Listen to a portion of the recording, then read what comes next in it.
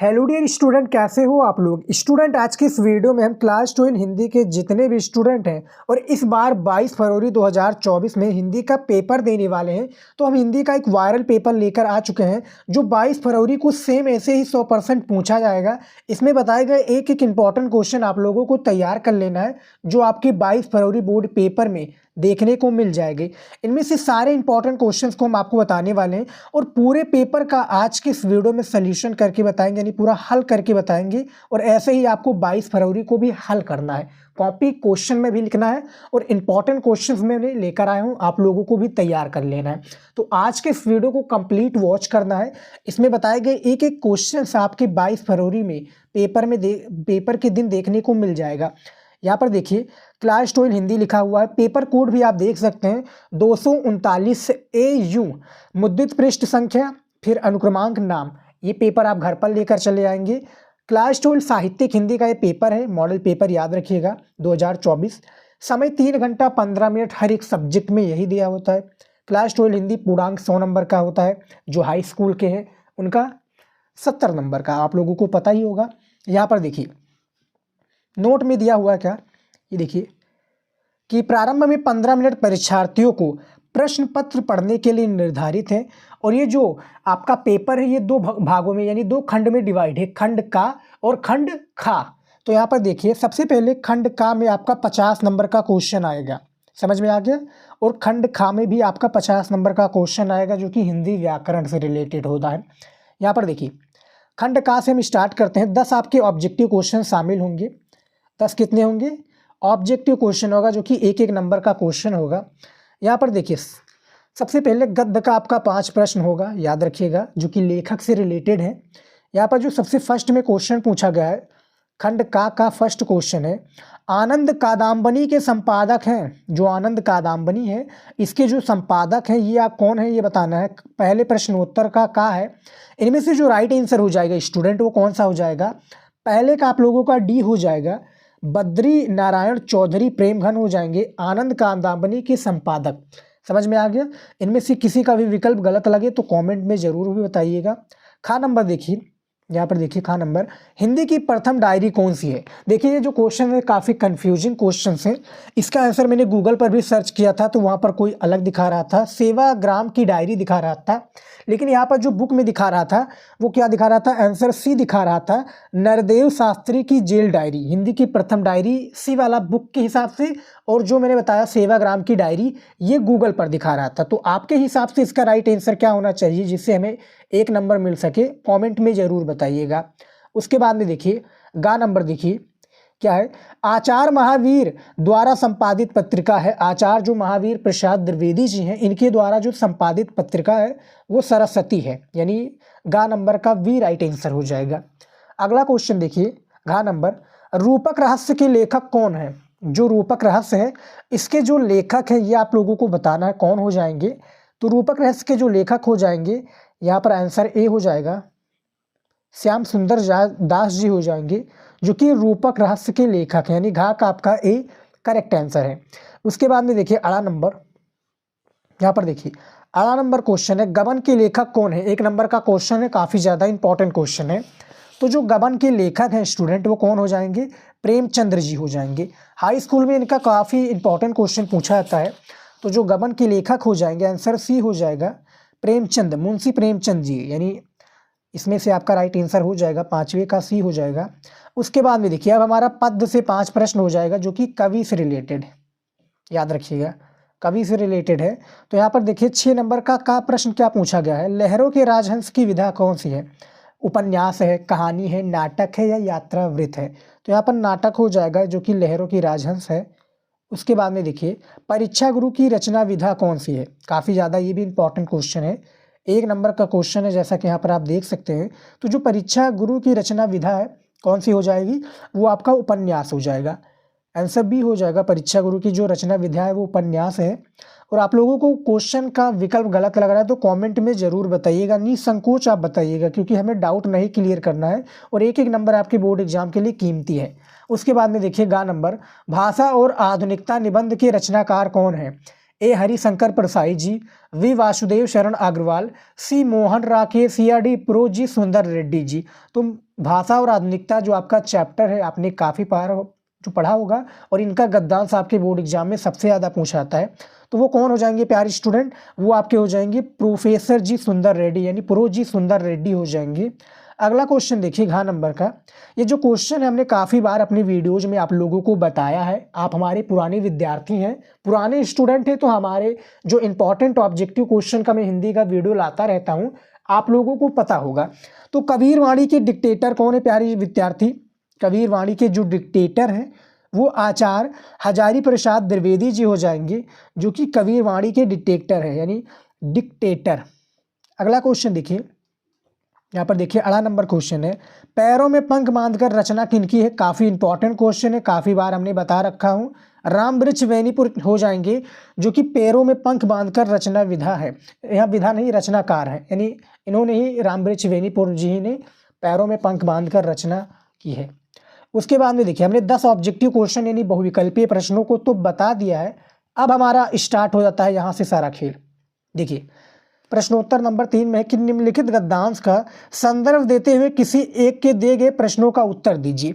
यानी ये आपका 2 गद्यांश होगा, यहाँ पर देख लीजिए ये आपका 2 गद्यांश दिया होता है। प्रत्येक गद्यांश आपका 10 नंबर का होता है, जिनमें से 5 प्रश्न होता है एक गद्यांश का। उसी प्रश्न का हमें उत्तर देना है और एक प्रश्न के लिए हमें 2 नंबर दिया जाएगा। यहाँ पर देखिए जैसे पहला प्रश्न पूछा गया है कि उपयुक्त गद्यांश के पाठ और लेखक का नाम बताइए। तो जैसा कि हमें क्या है, हमें नहीं पता है, तो हम क्या करेंगे, सबसे पहले गद्यांश को पढ़ेंगे। हमने पढ़ा होगा तो हम पढ़ेंगे तो हमें पता चल जाएगा, उसमें कीवर्ड भी मिल जाएगा कि इस चैप्टर से लिया गया है। और जैसे मान लीजिए कि हमें पता चल गया, तो जैसा कि ये किस चैप्टर से लिया गया है, रॉबर्ट नर्सिंग होम में। रॉबर्ट नर्सिंग होम में जो कि इसके जो लेखक हैं कन्हैया लाल मिश्र प्रभाकर जी हैं, इसके जो लेखक हैं कन्हैया लाल मिश्र प्रभाकर जी हैं। तो इसमें क्या करना है, हमें संदर्भ लिखना है। तो हमें चैप्टर का नाम भी पता चल गया रॉबर्ट नर्सिंग होम में, और इसके जो लेखक हैं कन्हैया लाल मिश्र प्रभाकर जी हैं। तो संदर्भ कैसे लिखेंगे कि प्रस्तुत गद्य अवतरण हमारी पाठ्य पुस्तक गद्य भाग से संकलित, जो कि रॉबर्ट नर्सिंग होम से क्या है लिया गया है, और इसके जो लेखक है कन्हैया लाल मिश्र प्रभाकर जी हैं। कैसे बोर्ड एग्जाम में गद्यांश को हल करते हैं, गद्यांश के संदर्भ कैसे लिखते हैं, हमने वीडियो बना रखा है, जाकर आप लोग जरूर देखिएगा। उसके बाद में देखिए नवयुक्ति का क्या नाम है, इसकी जन्मभूमि क्या थी। तो इसको क्या जो इसका जो आंसर है यानी दूसरे प्रश्न का आपको इसी गद्यांश में देखने को मिल जाएगा। आराम से वीडियो को रोक कर पढ़ लीजिएगा, बोर्ड पेपर में भी आपको इसी तरीके से मिल जाएगा। देखिए हर एक वीडियो में मैं बताता रहता हूँ कि 2 प्रश्न कंपलसरी, तो वो 2 प्रश्न कौन से हैं, ये देखिए सबसे प्रश्न ये होगा पहला, और दूसरा प्रश्न ये हो गया उपयुक्त गद्यांश पाठ और लेखक का नाम चाहिए, आपका पद्यांश हो या गद्यांश हो दोनों में पूछा जाएगा। और रेखांकित अंश की व्याख्या, यानी जो रेखा खींची हुई प्यारी स्टूडेंट यहाँ से लेकर यहाँ तक, इसकी क्या करनी में व्याख्या बतानी कि कन्हैया लाल मिश्र प्रभाकर जी या कोई अन्य कवि क्या कहना चाहते हैं, जिनका अलग अलग गद्यांश पद्यांश हो। समझ में आ गया।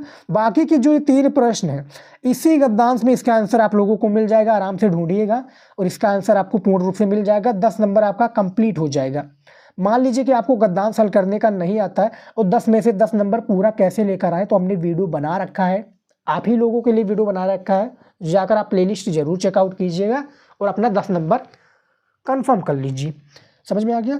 उसके बाद में देखिए अथवा लगा है, अभी ये वाला भी हमें पता है, यहाँ पे भी हमें 5 प्रश्नों का उत्तर देना है। दोनों में से जो भी हमें आता होगा हम कर लेंगे, हमें 10 नंबर मिल जाएगा। ये भी हम आपको चैप्टर का नाम बता दें। जैसे कि पहला प्रश्न पूछा गया है, ये देखिए उपयुक्त गद्यांश के पाठ और लेखक का नाम बताना है। तो प्रगति का मानदंड जो कि पंडित दीनदयाल उपाध्याय जी का है, चैप्टर प्रगति का मानदंड, इससे ये गद्यांश लिया गया है, प्रगति के मानदंड। और जो मैं चैप्टर का नाम बता रहा हूँ इनमें से आपको सारे गद्यांश को पढ़ लेना, जो चैप्टर है काफ़ी ज़्यादा इंपॉर्टेंट चैप्टर है, पढ़ लीजिएगा। उसके बाद में देखिए रेखांकित अंश की व्याख्या यहाँ पर भी करना है, जैसा कि यहाँ पर दिया हुआ है। क्या दिया हुआ है कि यहाँ पर अतः न्यूनतम जीवन स्तर की गारंटी शिक्षा, जीविकोपार्जन के लिए रोजगार, सामाजिक सुरक्षा और कल्याण को हमें मूलभूत अधिकार के रूप में क्या स्वीकार करना होगा। तो इसके बारे में भी आप लोग आंसर दे दीजिएगा। दोनों में से जो आपको अच्छा लगे प्यारे विद्यार्थी आप कर लीजिएगा, 10 नंबर अपना फिक्स कर लीजिएगा। कैसे हल करना है गद्यांश को हमने वीडियो बना रखा है, जाकर आप जरूर देखिएगा। उसके बाद में देखिए अब हमारा आ चुका है प्रश्नोत्तर नंबर चौथा क्या है कि पद्यांश पर आधारित निम्नलिखित प्रश्नों का उत्तर लिखिए। जो पद्यांश है इसके आधारित यहाँ पर भी हमारे 5 प्रश्न दिए होंगे, प्रत्येक प्रश्न 2 नंबर का होगा, जैसा कि यहाँ पर आप देख सकते हैं 5 प्रश्न होगा और ये भी हमारा 2 नंबर यानी 2 ही पद्यांश होते हैं अथवा कर दोनों में से किसी एक को करना, जैसे कि मान लीजिए ये वाला हमें आता है। प्रश्न का सबसे पहले उत्तर देखेंगे कि प्रस्तुत पद्यावतरण किस पाठ से लिया गया, इसकी रचयिता कौन है, यानी इसके जो कवि हैं वो कौन है। तो ये पद्यांश जो है आपका पवन दूतिका से लिया गया है। इसके जो कवि हैं अयोध्या सिंह उपाध्याय हरियोध जी हैं। क्या नाम है? अयोध्या सिंह उपाध्याय हरियोध जी इसके कवि हैं, ये वाली ऊपर वाली के। उसके बाद में यहाँ पर भी हमें क्या करना है, इसका रेखांकित अंश की व्याख्या करना है, याद रखिएगा। और अथवा करा है, अथवा लगा है, इसमें भी हमें करना है। जैसे दोनों में से जो हमें आता होगा हम वो करेंगे, 10 नंबर हमें मिलेगा। यहाँ पर भी वही दिया हुआ है, 2 प्रश्न कंपलसरी है। रेखांकित अंश की व्याख्या, चैप्टर का नाम। ये जो चैप्टर का नाम है इसका नाम है भैया बादल राग। बादल राग, इसके भी आपके सारे पद्यांश को तैयार कर लेना है, जो कि सूर्यकांत त्रिपाठी निराला जी का है। बादल राग बोर्ड एग्जाम में पूछा जाता है, तैयार कर लीजिएगा। उसके बाद में देखिए हमारा आ चुका है 5वां नंबर प्रश्न। 5वां नंबर प्रश्न क्या पूछा गया है कि निम्नलिखित में से किसी एक लेखक का जीवन परिचय देते हुए, किसी एक लेखक का क्या करना है आप लोगों को, जीवन परिचय देते हुए उनकी रचनाओं का उल्लेख करना है। 5 नंबर का आपका जीवन परिचय दिया हुआ है, 3 नंबर आपको जीवन परिचय का, 2 नंबर आपका साहित्यिक परिचय रचनाएं का दे दिया जाएगा। कौन कौन से वो लेखक हैं जिनका जीवन परिचय इंपॉर्टेंट है और इस बार आपको 22 फरवरी को देखने के मिल जाएगा 2024 में। सबसे पहले हरिशंकर प्रसाद जी, इनका जीवन परिचय आप लोग हल्के में मत लीजिएगा, बोर्ड एग्जाम में आएगा। उसके बाद में दूसरे हैं वासुदेव शरण अग्रवाल जी, इनका तो जीवन परिचय हर साल कन्फर्म ही हो रहता है, तो तैयार कर लीजिएगा। पंडित दीनदयाल उपाध्याय जी, इनको भी क्या है सब लोग छोड़ देते हैं, इनको छोड़ देते हैं इसलिए कि इनका जीवन परिचय नहीं आता, लेकिन मैं गारंटी लेता हूँ इस बार पक्का आएगा, तैयार कर लीजिएगा। उसके बाद में जैनेन्द्र कुमार, इनका भी जीवन परिचय, यानी 4 आपको लेखक का जीवन परिचय तैयार कर लेना है और 5 नंबर अपना कंफर्म कर लेना, याद करके जरूर जाना है। खा नंबर में देखिए, खा नंबर में क्या है, निम्नलिखित में से किसी एक लेखक का जीवन परिचय देते हुए उनकी रचनाओं का उल्लेख कीजिए। सबसे पहले महादेवी वर्मा जी, महादेवी वर्मा जयशंकर प्रसाद जी, तो इनको तो आप क्या छोड़ ही नहीं सकते, हाई स्कूल इंटर में दोनों में पूछा जाएगा। धर्मवीर भारती जी, इनका भी जीवन परिचय आप लोग क्या, धर्मवीर भारती का तो सबसे पहले आपने 12th में नाम ही नहीं पढ़ा होगा, लेकिन आप जाकर क्वेश्चन बैंक और बुक में देखेंगे तो इनका नाम और इनका पद्यांश दिया हुआ है, तो जीवन परिचय इनका जरूर तैयार कर लीजिएगा। और अयोध्या सिंह उपाध्याय हरियोध, जो कि जिस पवन दूतिका के जो कवि हैं, बहुत ही ज़्यादा इंपॉर्टेंट है, इनका भी जीवन परिचय तैयार कर लेना है। और इस वीडियो में बताए गए स्टूडेंट जितने भी मैं इंपॉर्टेंट क्वेश्चन बता रहा हूँ और जिसका मैं आपको बता रहा हूँ कि सॉल्व आपको यहाँ पर मिल जाएगा, वीडियो प्लेलिस्ट में मिल जाएगा, तो सारे का आपको जीवन परिचय हो गया, पद्यांश गद्यांश कैसे हल करा जाता है, कौन कौन से वो महत्वपूर्ण पद्यांश गद्यांश है, सारे का वीडियो आपको हमारे चैनल पर मिल जाएगा। प्लेलिस्ट वाले सेक्शन पर जाकर हिंदी वाले प्लेलिस्ट में आपको ज़रूर जाना है, वहाँ पर हमने सारी चीज़ों को बता रखा है जो हिंदी की तैयारी में बिगिनर से आपको टॉपर बना देगा। समझ में आ गया? बिगिनर से यानी आपको कुछ भी नहीं आता, फिर भी आप टॉपर यानी बोर्ड एग्जाम में हिंदी में टॉप करके आएंगे, बस वो आप हमारी वीडियोज को देख लीजिए। उसके बाद में देखिए अगला क्या है,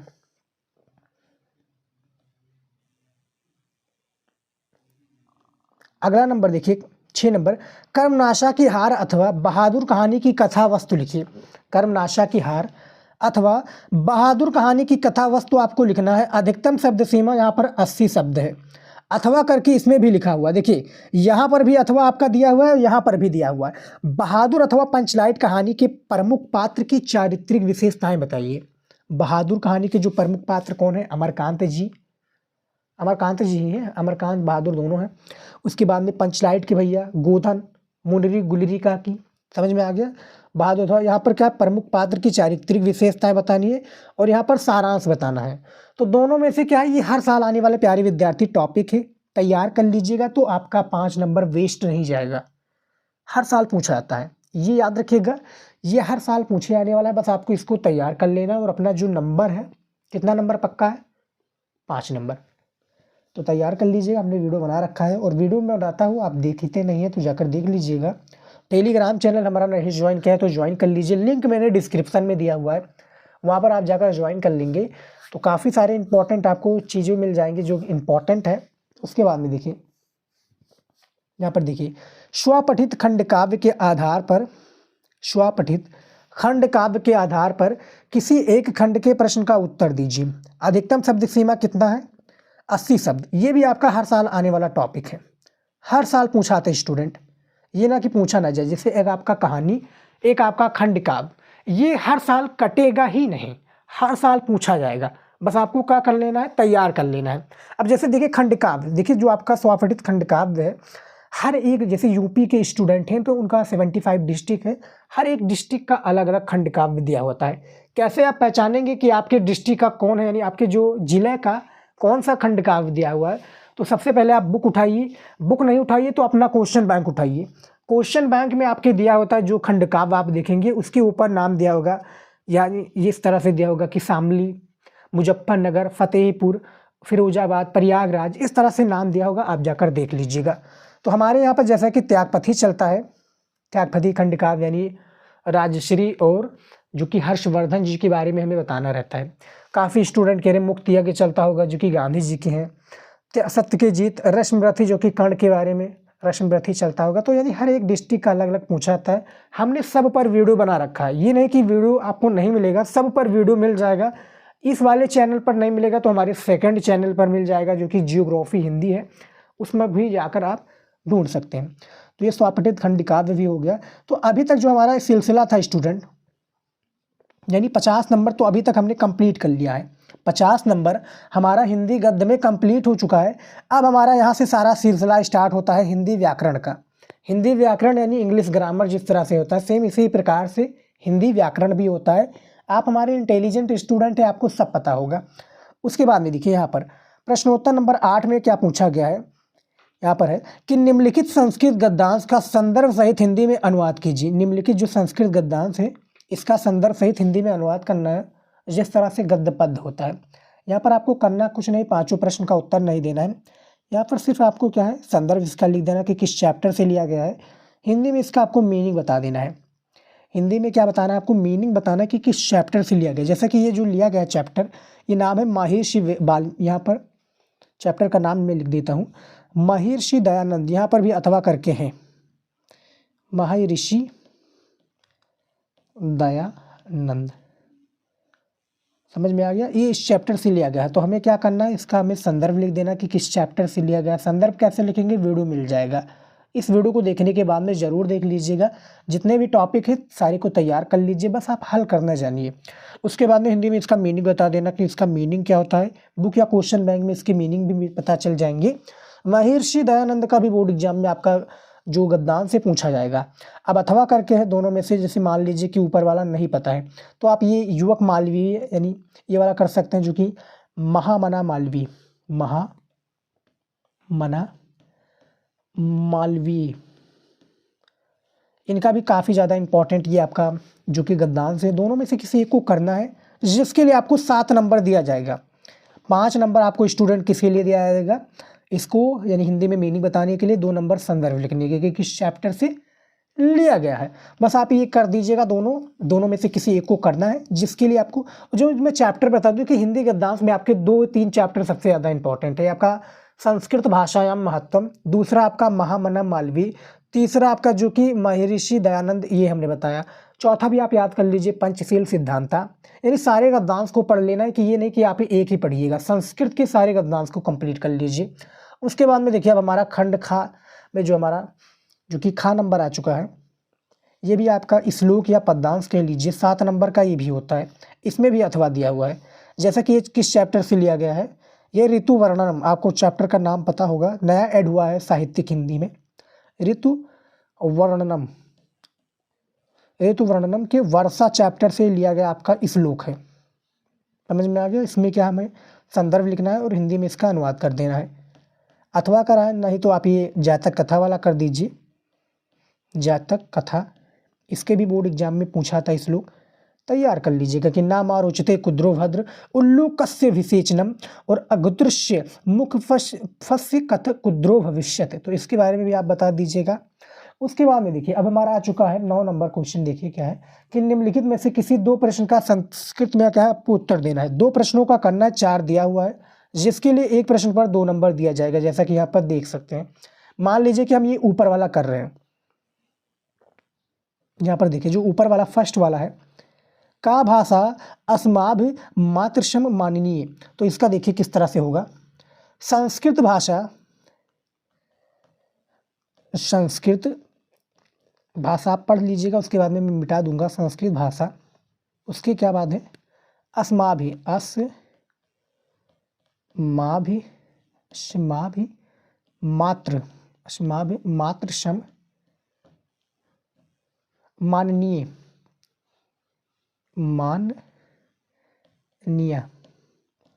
ये आप इतना लिख दीजिएगा कि संस्कृत भाषा अस्माभि मातृशम माननीय, बस आपको 2 नंबर दे दिया जाएगा। एक आप ये वाला भी कर सकते हैं कि जो लिखा कि वर्षो निद्रा विहाय द नदंती, नदंती, तो वर्षो तो निद्रा विदया वलवगा नदंती, तो इसके बारे में यानी दोनों में से किसी क्या 2 प्रश्नों का उत्तर देना है। 4 प्रश्न दिए हुए हैं, संस्कृत में ही आपका जातक कथा, महेश दयानंद, महामना मालवीय इसी चैप्टर से लिया जाएगा, बाहरी नहीं लिया जाएगा। उसके बाद में देखिए, ये देखिए 10 नंबर जो है टॉप, करुण रस अथवा, यहाँ पर देखिए करुण रस अथवा भयानक रस की स्थायी भाव के साथ परिभाषा उदाहरण दीजिए। करुण रस का परिभाषा, करुण रस का परिभाषा क्या है कि करुण रस का स्थायी भाव शोक है। शोक नामक स्थायी भाव विभाव भाव में संचारी भाव में संयोग करता है, तब करुण रस की उत्पत्ति होती है। इसका उदाहरण जता पंक में खग अति दीना और फणि कविवर कर हीना और असमम जीवन बंद बिन तो ही जो जड़ देव जिया मन मोही, ये एक इसका करुण रस का उदाहरण हो गया। एक और उदाहरण है कि मणि खोयो भुजंग से जन्नी, फंसा पटक रही थी शीश और अंधे आज बनाकर मुझको, क्या न्याय किया तुमने जगदीश, ये होगा करुण रस का परिभाषा उदाहरण।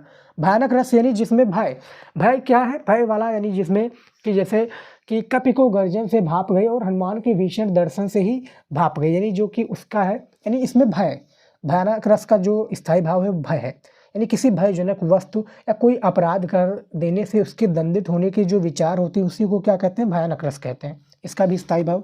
अनुप्रियास या रूपक अलंकार, रूपक अलंकार के जहाँ उपमेय और उपमान में काल्पनिक अभेद आरोपित किया जाए वहाँ रूपक अलंकार होता है। इसका उदाहरण जताफंक, यहाँ पर उदाहरण जिसका होगा उदति उदगरी मंच पर और रघुवर वाल पतंग, विकसित संत सरोज सब हर्षे लोचन भ्रंग, ये इसका एक रूपक अलंकार का उदाहरण। परिभाषा यहाँ जहाँ उपमेय और उपमान में काल्पनिक कोई अभेद आरोपित किया जाए वहाँ पर रूपक अलंकार होता है।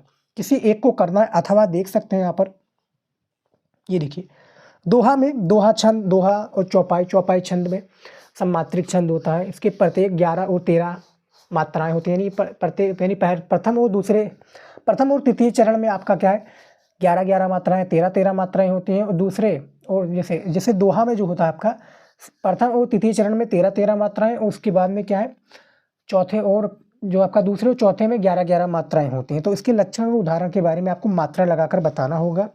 यहाँ पर देखिए 11 नंबर प्रश्न क्या पूछा गया है कि निम्नलिखित में से किसी एक विषय पर निबंध लिखिए। 9 नंबर का आपका निबंध पूछा था। कॉपी में कैसे निबंध लिखना, वीडियो नहीं देखा आप लोगों ने तो जाकर जरूर वीडियो देखिए, क्योंकि बहुत बड़ी जानकारी आप मिस कर रहे हैं। वीडियो कॉपी में कैसे लिखना है बहुत ही बेस्ट तरीका हमने बताया है, कॉपी में कैसे आप लोगों को निबंध लिखना है, तो जाकर जरूर वीडियो देखिएगा। यहाँ पर देखिए जनसंख्या वृद्धि समस्या समाधान के आपको बारे में बताना है।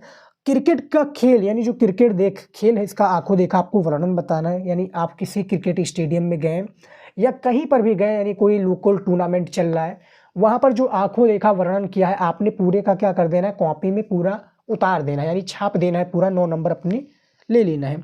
उसके बाद में जो तीसरा दिया हुआ है कि स्वस्थ समाज के निर्माण में नारी की भूमिका क्या है, इसके बारे में बताना है। चौथा है आपका इंटरनेट विकास अथवा विनाश के बारे में बताना है।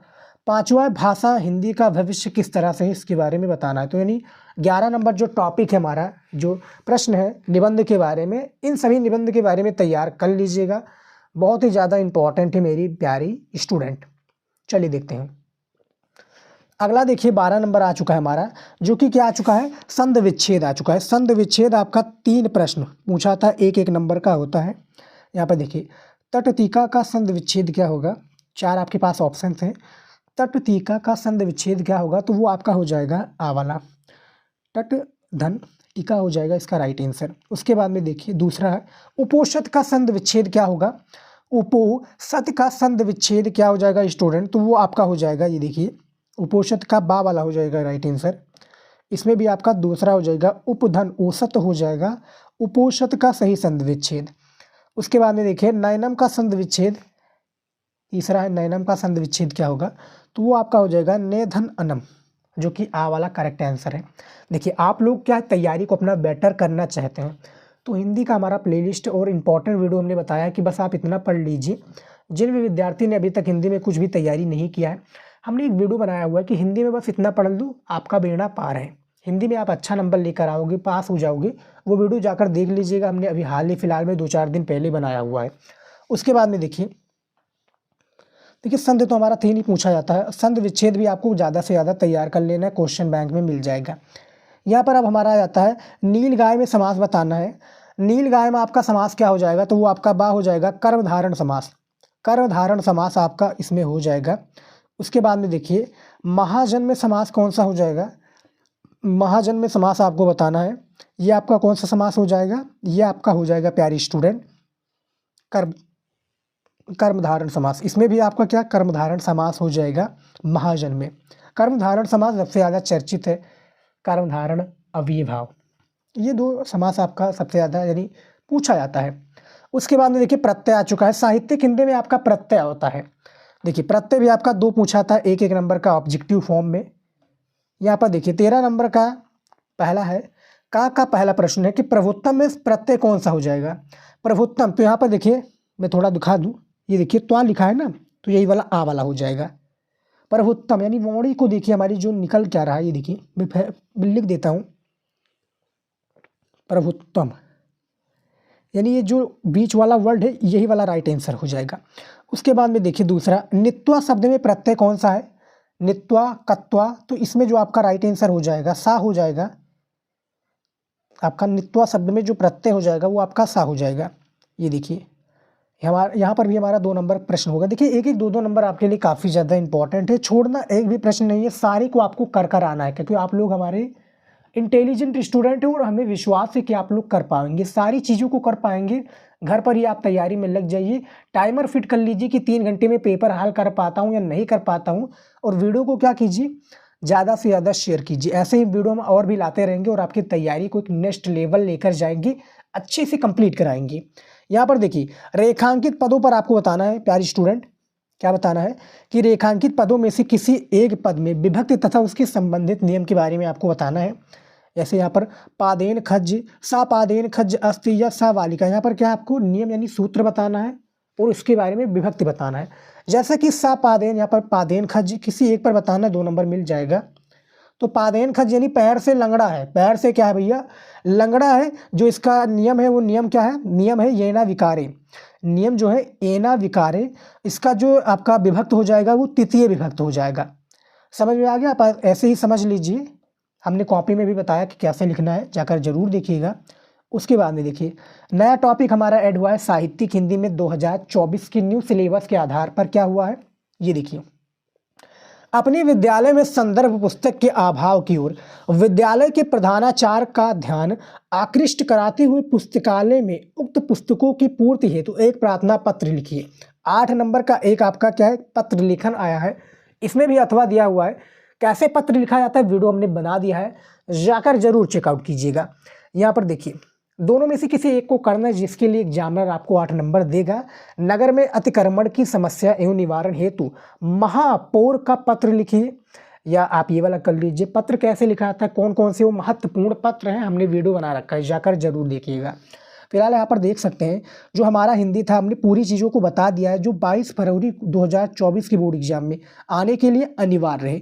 एक एक इंपॉर्टेंट क्वेश्चंस को बताया है और उसमें बताए गए हर एक टॉपिक जिसका मैंने क्या आंसर नहीं दिया है, जाकर वीडियो आप हमारे प्लेलिस्ट में देख लीजिए, सारी का आंसर मिल जाएगा।